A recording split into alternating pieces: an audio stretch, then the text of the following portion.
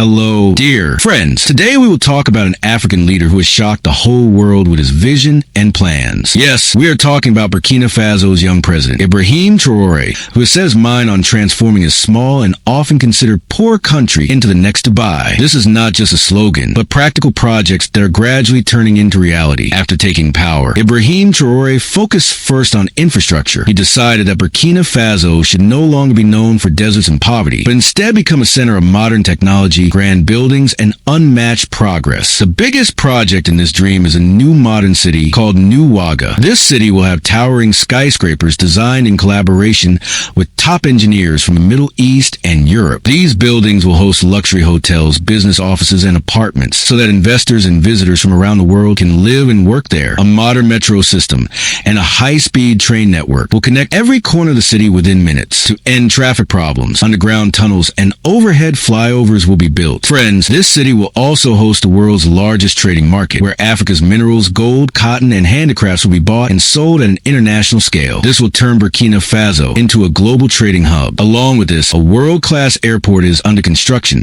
designed on a model of Dubai and Doha, capable of handling dozens of international flights at once. The aim is to make it a central gateway for both tourism and business. Entertainment and tourism have also been given special importance, with artificial lakes, large parks, and water worlds being developed. This city will not just be a place of work, but a lifestyle center. Another project, called Desert Eden, will turn barren sand into greenery by planting millions of trees. Education and research are not ignored either. A technology city will be built here, hosting IT companies, research institutes, and universities. Traoré's vision is that the youth of Burkina Faso learn modern technology and compete with the developed nations. And the most astonishing part is that this entire city will be a green city. Most of its energy will come from solar power, wind energy, and eco-friendly technologies. Electric buses and cars will replace traditional vehicles to cut pollution. This city will not only be advanced, but also environmentally friendly. Think about it. If a country once seen as a symbol of poverty and conflict is now building such massive projects, what place will it hold in the future? Traoré has truly set out to make Burkina Faso the next Dubai. But that's not all. He has also launched a project that will bring life back to Burkina Faso's deserts. This is the artificial river and canal system. Burkina Faso is a landlocked country with no direct access to the sea. For centuries,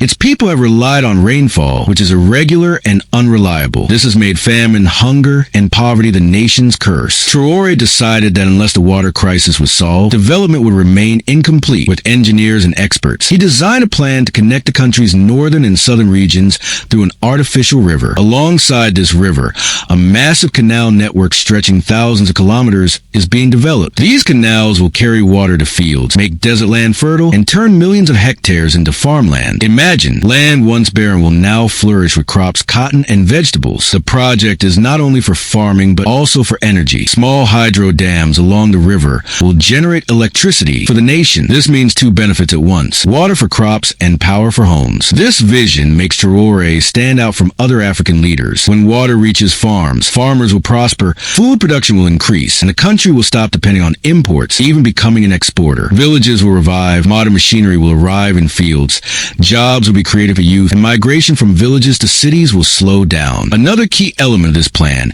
is artificial lakes to store water. These lakes will not only protect crops, but also become tourist attractions, hosting boating, fish farming, and resorts. This will open new sources of income for Burkina Faso. Traoré says water should not be limited to farming or energy, but should also be used to power the economy. For this, he is building water industry zones, areas where textile factories, food processing plants, and handicraft industries will thrive with easy water access. This will create thousands of jobs for local workers. The canal system will not stop at Burkina Faso. It will connect with neighboring countries, making Burkina Faso the agriculture hub of West Africa. Investors from across the world will come by land, set up factories, and create an economic revolution Africa has never seen. The environmental impact is also huge. When water flows into deserts and trees grow, temperatures will fall, rainfall will increase, and the climate will stabilize. This project is not just about farming or energy, but about saving the entire region's environment. Friends, Ibrahim Traoré has another ambitious project that will take Burkina Faso's future to new heights: the airport city. This will not just be an airport, but a complete economic hub. You've heard of Dubai's International Airport or Doha's Hamad International. Airports that put their countries on the world map, not just for tourism, but also for global trade. Traoré wants Burkina Faso to join this list, which is why he already announced Airport City. This ultra-modern airport, being built near the capital,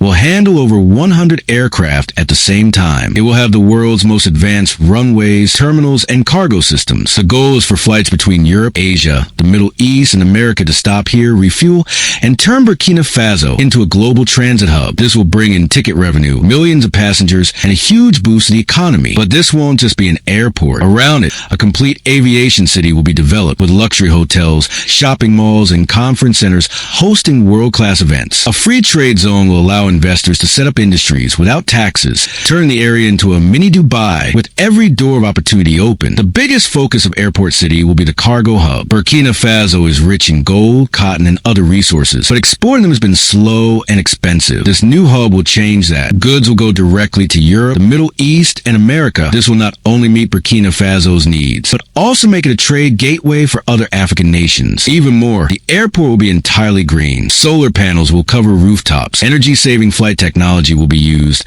and electric shuttle buses will serve travelers. This will make a model of eco-friendly progress. Technology parks will also be built near the airport, attracting aviation-related companies like aircraft repair workshops, parts factories, and IT hubs. This will create thousands of jobs for young Burkinabe engineers and workers. Friends, if Dubai became the bridge between East and West, then Ibrahim Traoré's dream is for Burkina Faso to become the bridge between Africa and the rest of the world. Airport City is the first step toward that dream.